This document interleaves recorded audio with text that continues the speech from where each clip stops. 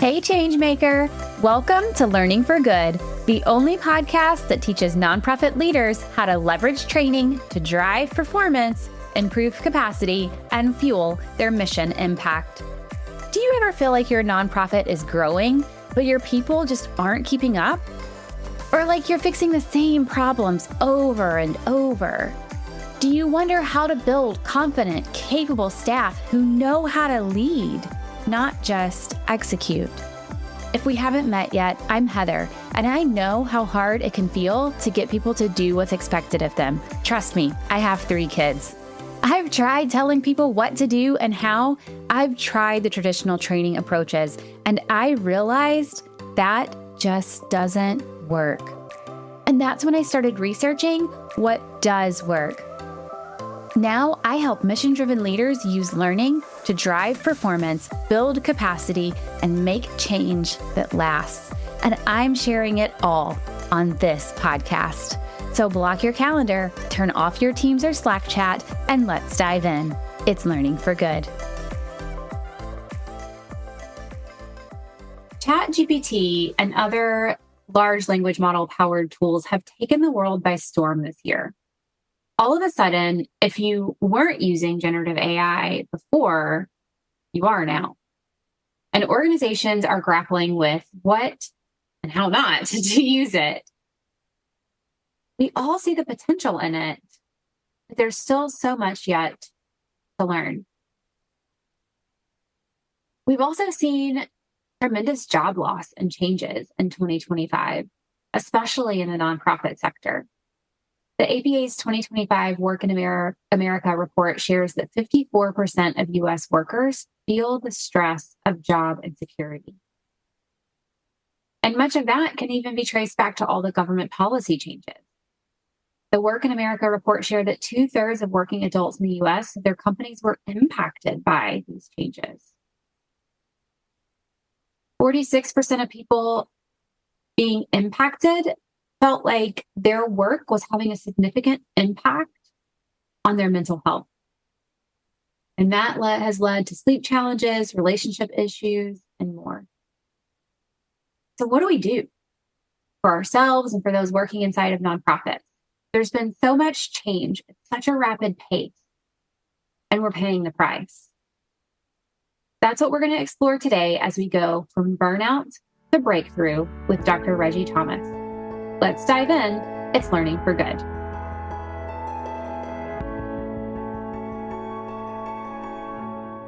Dr. Reggie Thomas is the founder and president of PeakePotential, Inc. He is a professional speaker who gives keynote talks and teaches workshops on burnout prevention and recovery and workplace wellness. In addition to running his own company, he is also active in the community. He serves as a chairman of the board of directors for the Chino Valley Chamber of Commerce, a member of the Board of Trustees for California Baptist University, and as a member of the Rancho del Chino Rotary Club and serves on its foundation board. He is a gifted speaker and has been a speaker on a national basis for 32 years. He is available for keynote speeches, presentations, conferences, workshops, and seminars. Reggie is the author of 2 best-selling books, People Pains, Fixing the Drama in Your Business, and Burnout Pains, A Guide to Prevent Burnout, Rediscover Your Purpose, and Renew Your Energy. Reggie wants his life legacy to be about serving others to help make their lives better. Nothing brings him more joy than celebrating the progress and success of others. Reggie has been married to Janine for 35 years, and they have 2 grown daughters, Amanda and Emily. He loves his family and takes pride in being a husband and father. Reggie and Janine enjoy traveling, and over the past few years have broadened that interest by doing international travel. Reggie is an avid runner. He has run 44 marathons and 6 ultra marathons. He has also run the prestigious Boston Marathon 12 times. Reggie, you are not the first marathoner we've had on the show, but I am so excited to have you here with us today. I think this topic is so relevant in the nonprofit sector, especially. There's just been so much change, such a rapid pace. And this year in particular, 2025, has been hard on the nonprofit sector. And so people feel that, and it's very real for them. And so I think having this conversation about burnout and recovery and restoration is just going to be so important. So thank you for joining me today. Thank you for having me, Heather. I'm looking forward to this conversation. It's going to be good. It's going to be good. I get excited talking about this. Me too. I love every now and then I bring in something well-being focused because I think it's such an important part of what we do for ourselves and what we do for our organizations. And so I'm really excited for this conversation. It's just so timely. And I know you're going to bring us a wealth of expertise here. Before we get into all of the details around burnout and recovery, I really want to hear about your career journey. How did you get here? You're a national speaker. You've been doing this for 30 years. You're doing burnout and recovery topics, right? So, how did you get here? Why now? Why this? So, Heather, I've always been in the people helping profession. I spent 30 years in faith based nonprofit. I was a consultant for several years for nonprofit, faith based organizations, churches. So I did consulting. I was also the director of a Christian graduate school for a number of years. And I was also the business administrator on a large church. And then after 30 years, I actually went through burnout myself and took a 10-week leave of absence where I did a lot of not just resting, but did a lot of reflection. And actually, this was right at the very beginning of COVID, 2020. And 2020, after recovering from burnout, I decided to start my own business. So 2020 is when I started Peak Potential. And I started the business doing three things. I was consulting, I was doing executive coaching, and I was also speaking. But just this year, I decided to really make burnout prevention and burnout recovery kind of my niche because it's such a major epidemic now. And so that's what I do now. I just do full time speaking now around burnout prevention and recovery and also workplace wellness. So it aligns with my life purpose. My life purpose is to motivate, inspire, and encourage people to reach their full potential. So I get jazzed, I get energized just helping people with those issues. So, but anyway, I'm looking forward to this conversation. Yeah, I'm so glad this is where you ended up because it is such a needed conversation throughout the world, but specifically right now, the nonprofit sector in the US. So, what are you seeing currently in the workforce? I know you focus a lot on hospitals and healthcare systems, many of which are not for profit, but are you seeing trends related to stress and burnout out there? Like, what's kind of the state as you see it? When you look at the statistics, Heather, and there are a lot of statistics around burnout and also just stress on the job, it's been elevated and exacerbated. A part of it started, of course, we've had this issue for a number of years, but a part of it was elevated during COVID. And according to the research, we've not bounced back from COVID yet. So every time there's a world crisis or even a national crisis, even though we get back to normalcy, things change. And so there were just a lot of things as a result of COVID. The residual effect really impacted the workplace. And so that has elevated burnout and stress in the workplace. And also, when you fast forward, what we're seeing is there's a lot of stress related to the economic and the political headwinds that we're seeing today. It doesn't matter what side of the aisle you're on. When you look at the political landscape, what's happening nationally is really impacting the workplace. And so that's created some things. So burnout is affecting every industry, but the top four are healthcare leads the burnout rate. The second one is education. Third is social services. That's like your counselors and therapists and so forth. And then the fourth group that's most affected is emergency services like police officers, firefighters, and et cetera. So one trend that I'm seeing is an increase in burnout. The statistic that I use often, and there are some that are even higher, but there's one statistic by Forbes that says that 66% of the workforce is now burned out. And I even saw one statistic one time that was as high as 75%. But I'm also seeing organizations starting to pay attention to that as well. And so, and we can get into a little bit of that later, but yeah, that's what I'm seeing right now. There's a upward swing in burnout, but also there's, I think more and more people are starting to pay attention to it. Yeah, hopefully people and resources will follow as people start to pay attention to that. So, over half of the workforce is feeling burnout in some way. Several of the areas that you said are in the top four or five, right, are generally not for profit. So this is a real challenge, a real issue that our sector is facing. What do you see as the long-term impact of this burnout rate, both on individuals and on the workplace? So that's a great question. And I'm glad you brought that up because a lot of people, when they talk about burnout, Heather, they only deal with it from an individual perspective. So let's talk a little bit about the individual perspective. If we don't get on top of this, what we're going to be seeing is we're going to be seeing more people whose mental health is greatly affected. And then eventually it's going to go into the physical domain of life. And so how it impacts individuals is what burnout is really it's emotional exhaustion and emotional depletion. And the symptoms, there are physical symptoms.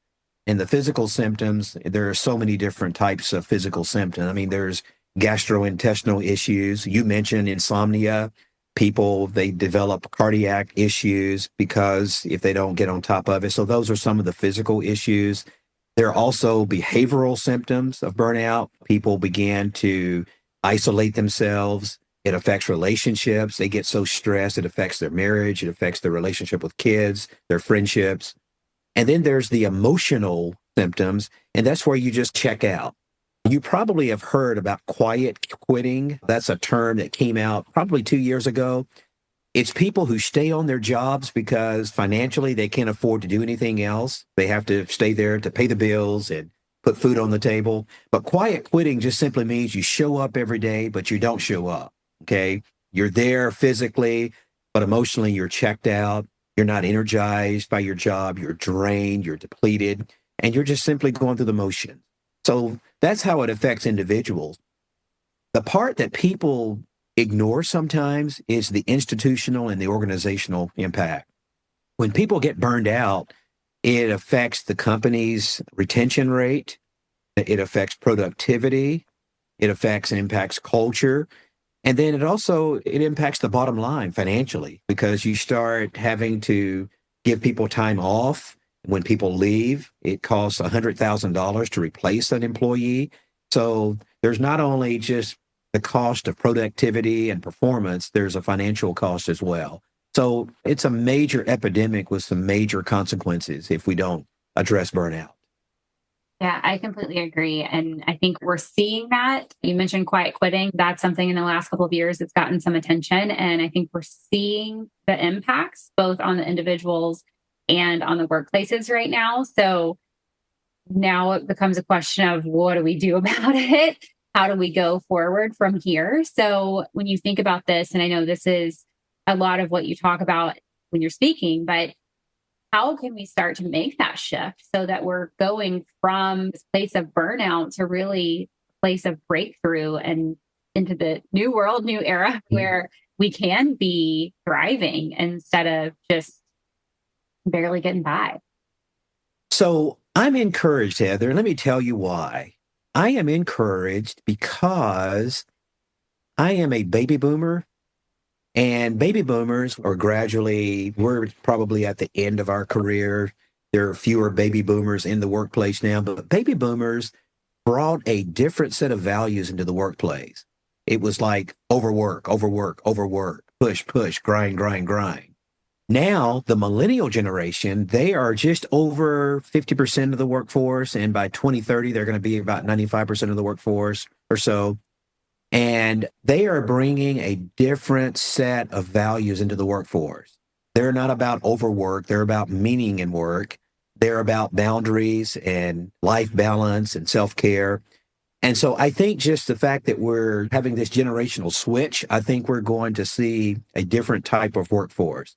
So to answer the question, number one, on the individual basis, I think it's important for employees to understand who they are, set boundaries, and prioritize self-care. I believe that when you eat right, you get the proper sleep, you exercise, you have hobbies, you take your time off, you go on vacation, you have fun in life, you just bring that balance to your life.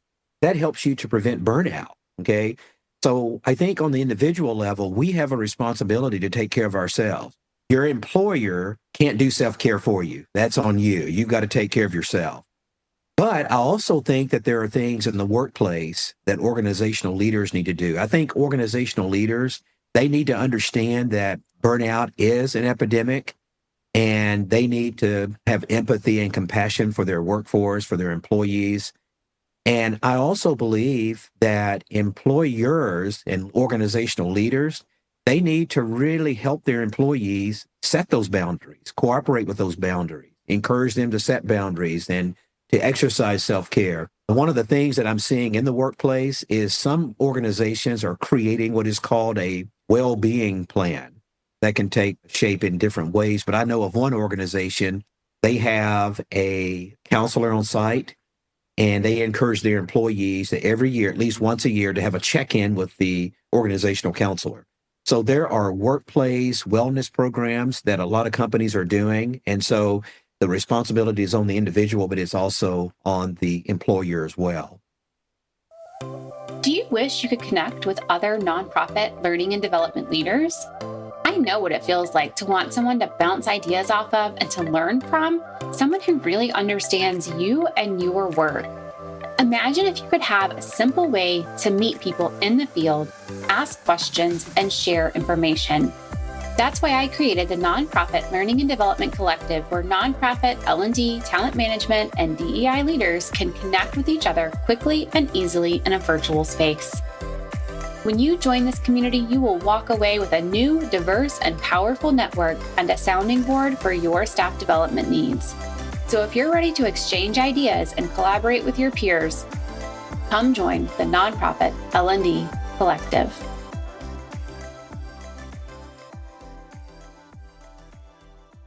Yeah, I love that the focus, based on what you're sharing here, right? The focus of how an employer can support their staff is shifting a little bit. I think when we first started talking about burnout, it was, okay, let's have happy hour or a one-time yoga event, and we've done our part, check the box.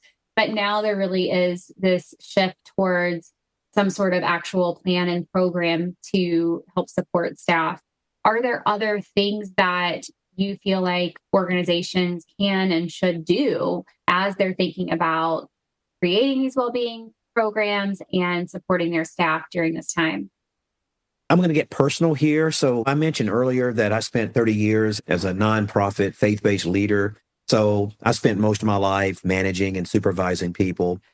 Heather, I wish I had known this, wish I'd done this earlier in my career, but the last 10 years of my career, I started doing something with my employees. I started doing one-on-ones. Prior to that, my conversations with my direct reports, it was spontaneous. If they needed something, they'd come into my office. I started doing intentional, planned, scheduled one-on-ones, not just to talk about their work. Obviously, one-on-ones, you do evaluate work, you talk about issues that need to be resolved, you talk about vision and plans and strategies. But I started using those meetings to also include, hey, how are you doing, Heather? How are things with, of course, you don't do that at first because you got to build trust, you got to build rapport and psychological safety and all of that. But then I started asking them how they're doing personally.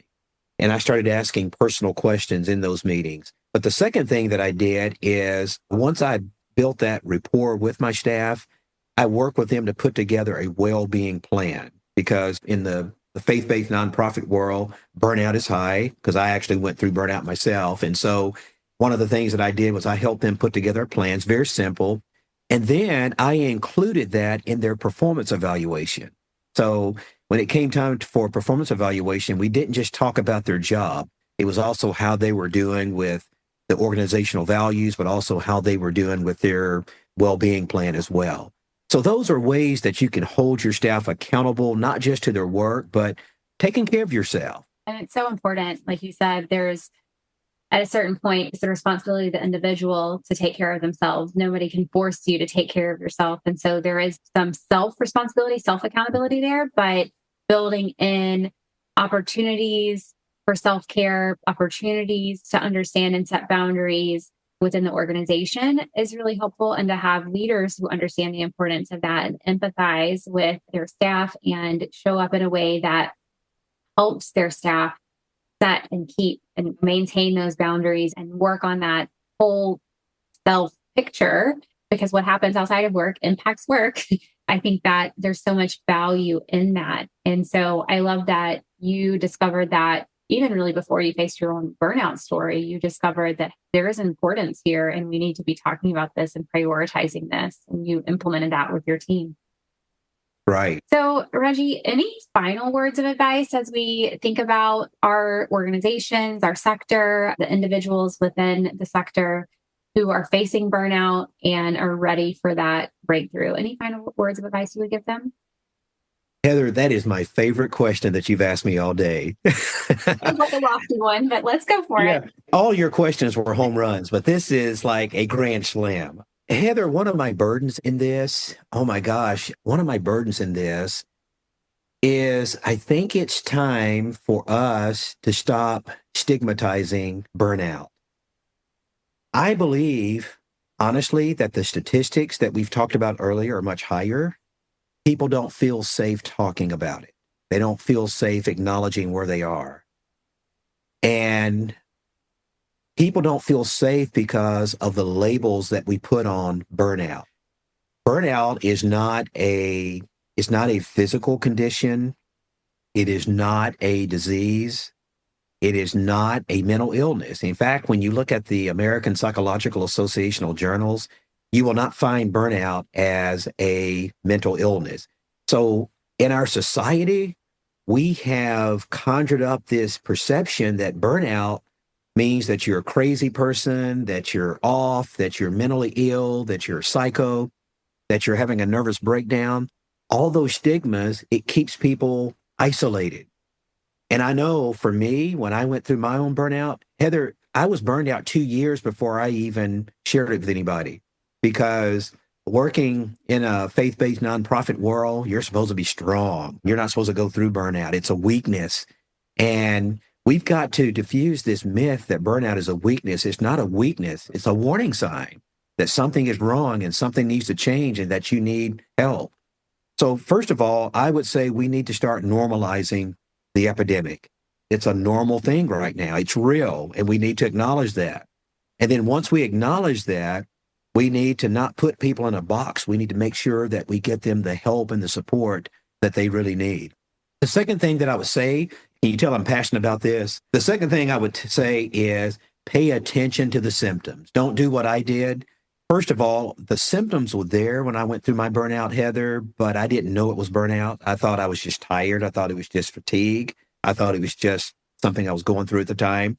But once I recognized that it was burnout, I didn't pay attention to the symptoms. I thought, oh, I'll get over this. But burnout, it's not only insidious and gradual, it progressively grows worse. And so you don't just get over it because you acknowledge it. You've got to take some action steps. So I would say, number one, let's normalize it. Let's create safe places for people to talk about their emotional and mental health. And then not only that, but on an individual level, pay attention to the symptoms. And I also believe that if you're close enough to your staff as an organizational leader, you can pick up when your staff, when your team members are a little off and they may be headed into burnout. So that would be my final challenge. Yeah, I love that. So we can talk about it, make it like normalize it. Like you said, this is not something to be ashamed of. This is something that is normal and it happens, and pay attention to the symptoms, make sure we're aware of what we're going through, what our teams are going through, and then take the necessary action depending on what those symptoms are. We can really shift right through that. We can shift burnout to breakthrough.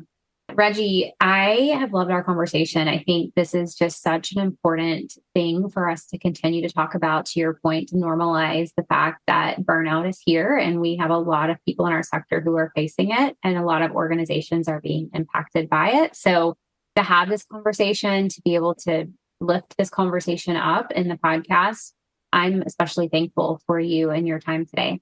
Thank you for having me, Heather. But also, I'm just grateful that you wanted to address this important topic. And if there are organizations out there that need someone to come in and talk to your team about burnout prevention and burnout recovery. I had a meeting last week with a potential client, and I asked them, I said, you want me to talk about burnout prevention or burnout recovery? I was surprised at their answer.